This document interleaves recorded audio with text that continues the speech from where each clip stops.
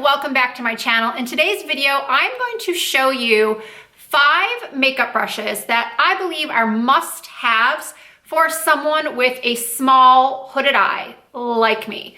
I've said many times on my channel that there are varying degrees of hooded eyes. Some people do hooded eye videos that I look at that don't seem to have very hooded eyes, but you know, maybe they do have a slightly hooded eye.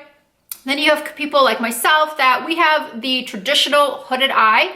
And what that means is that when we look into the mirror, you cannot see a natural crease. There is no natural, for lack of a better word, indentation where a crease should be. We don't have prominent brow bones. It's all just kind of hanging there, again, for lack of better descriptive terms. But then there are those that have severely hooded lids. And this happens a lot of times with aging. It's very much a genetic trait, but once again, as we get older, the skin on the lid thins out, the muscles weaken, and things just kind of head south, unfortunately. So hooded eyes can be a real challenge for most people. In this video, like I said, I'm going to show you 5 brushes that I think are really gonna help you improve your makeup technique when it comes to doing your eyes. So if you're interested in seeing what these brushes are, what I think are must-haves, then please keep on watching.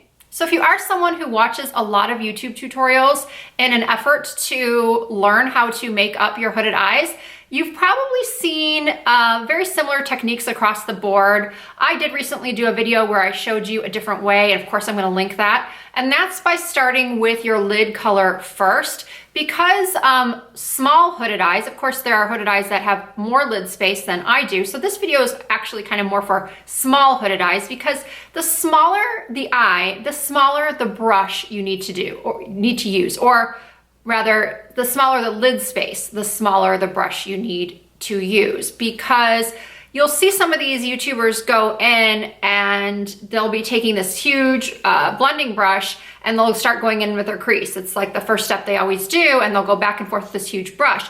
And maybe you've tried to do that and it was a disaster. You had shadow everywhere, all up to your eyebrow. It just looked messy. And a lot of times with eyeshadow, what people don't realize is that it can look messy at first, and then a lot of times it just all comes together. Maybe once you've added a little outer corner shadow, maybe once you've done some eyeliner. A lot of times that's just what happens. An eyeshadow look can be kind of messy until it's completed. But a big fluffy brush is not ideal for someone with a small lid space. We have to go a little bit smaller in our shapes. So this brush, this is from Elaina Badro. It's not a brand that's talked about a lot here on YouTube. I discovered it at Namie's, which is a makeup artist beauty supply store in Los Angeles.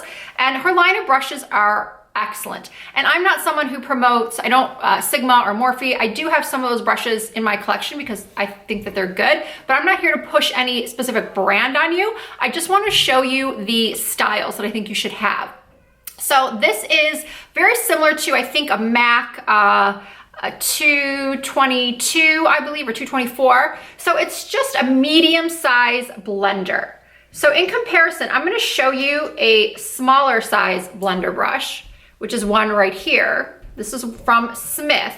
And so I actually recommend having one of each. So we're gonna start with the medium size blender. So if you see anything that's labeled large, that's not what you want. You want something that's more medium or small. So medium blender, again, this is Elaina Badro. It doesn't have a number on it, unfortunately. I will do a little research and see if I can find it for you.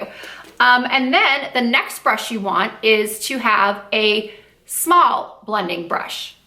So the 2 smaller brushes I recommend are this one from Samey Beauty. It's the 2.5, or the Smith brush in the number 230.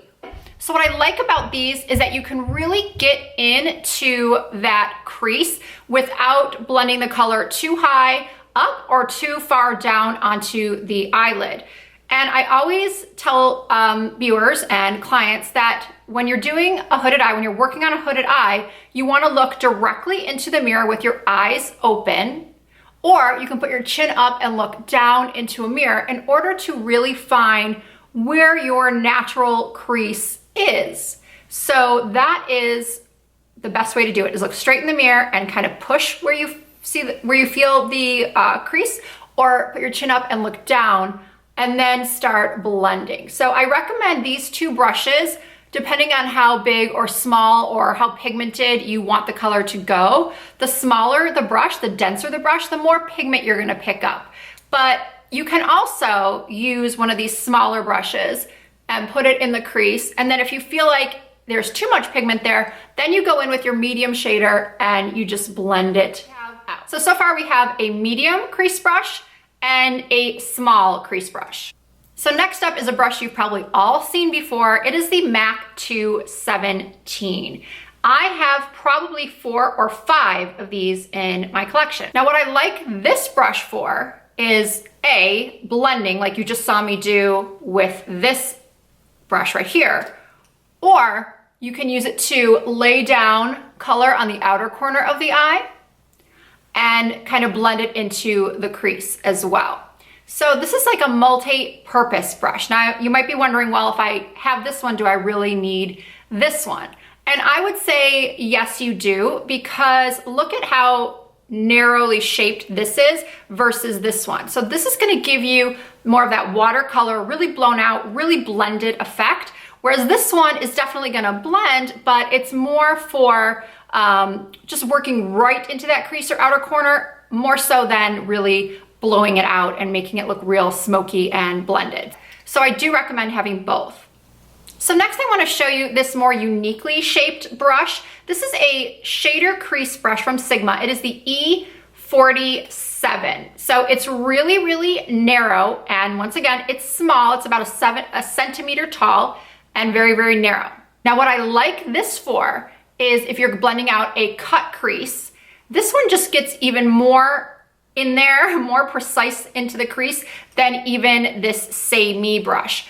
And because it's so narrow, it can really, really work that color into the crease. Once again, this is best for if you're gonna be doing a cut crease, or I like it for laying down color in the inner portion of the eye and the outer portion of the eye for a halo look, which is one of my favorite techniques to do on a hooded eye, the halo look, where I have color in the inner corner and color in the outer corner, and then I kind of blend out. But then I would go back with either the 217 or a medium blender, any of my blender brushes, and just blend it so it's not real harsh, especially in the inner and outer corners. You don't want that to be too harsh. You never want definite lines between colors. So this is great for just blurring two colors. Like if you're doing a darker outer corner, kind of like what I have now, you want to do a cat eye look, you can go pick up a color. And by the way, I'm using the Lisa Michelle palette from Ulta. This is amazing. I'm really loving this.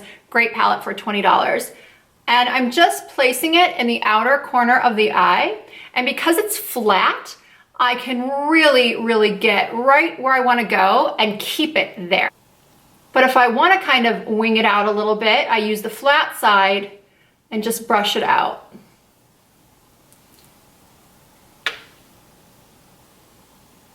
So it's really great for getting these outer corners.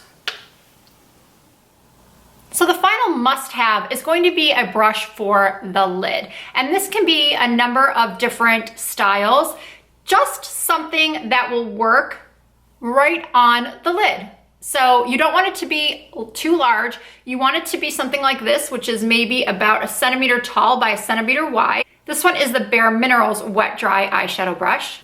So if you're someone who likes to work with glitter shadows a lot, shimmer shadows, you would want to use a brush like this. This is a synthetic concealer brush that I actually picked up just at a local drugstore. It's a no-name brand for about $2 or $3. This is nice and small, so it works on a smaller eyelid, because a lot of times you don't want that shimmer or glitter all over the lid. You just want it maybe in the center for a halo or spotlight, or you just want to add a little bit of that to the lid. So this type of brush is great. You can use it wet or dry. Right now, just for demonstration purposes, I'm going to use it dry, and I'm going to go into this shimmer right here. And I'm picking that up.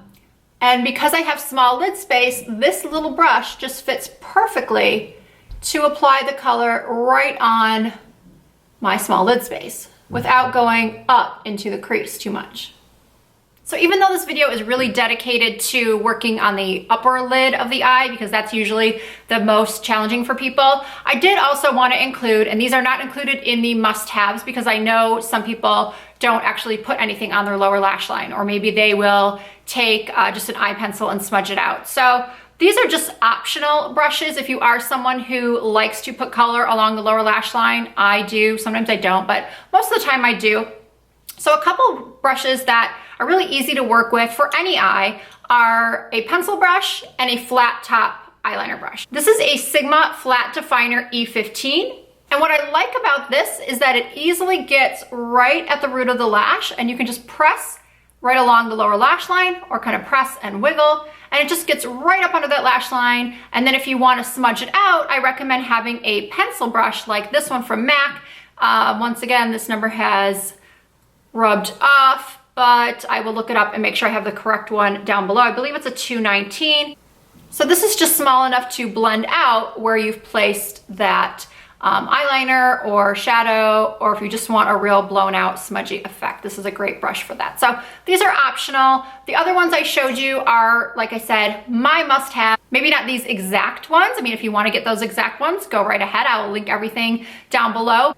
But what I really wanted you to take away from this video is the shapes and sizes of the brushes. Not so much the exact brush, but the shape of the brush, the density of the brush, the size of the brush. So I hope that that did come across in this video. I will be using them all in upcoming tutorials. If you watch past tutorials of mine, I have used all these brushes over and over. So many of you have been with me for a while. You might have already seen and purchased these brushes. But anyway, that is it. Those are the 5 must-have brushes that I believe would be the best for someone with a small hooded eye. If you did enjoy the video, please give it a thumbs up. Don't forget to leave me a comment, subscribe to my channel. That would mean so much to me. You can also follow me on Instagram, Snapchat, Facebook, Twitter.